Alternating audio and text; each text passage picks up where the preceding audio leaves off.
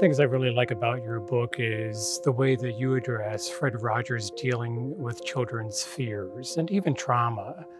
Um, I don't want to give away the punchline here, but could you talk a little bit about what incarnation means for Rogers and how that's related to the way that he dealt with children's fears and our fears, our trauma, our crises?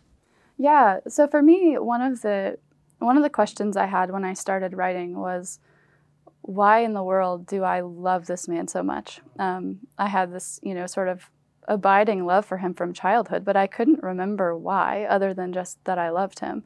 And the more I thought about that, the more I started to think about how afraid I was as a child. I was sort of afraid of everything beyond my household. I had a really safe, secure upbringing, I think much like Fred, but the world outside of that was terrifying to me.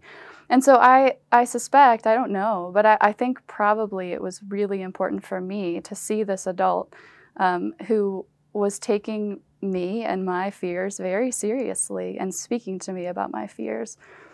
Theologically for Fred, there's an interview that he did, I don't remember the year, but it was quite early on, where he said something like, what we do on the neighborhood is very incarnational.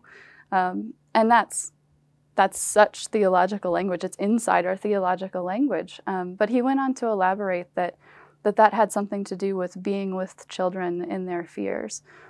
So the idea being, I think, that if the incarnation in Christian tradition is about God becoming human and experiencing human things, then Fred wanted to do something similar in his work with children. He wanted to put himself in a place where he could experience what they were experiencing. Taking children's fears seriously didn't just mean I'm going to think about them from a distance. It was I'm going to try to enter that space and that mindset of a child and respond to that in a way that takes it utterly seriously.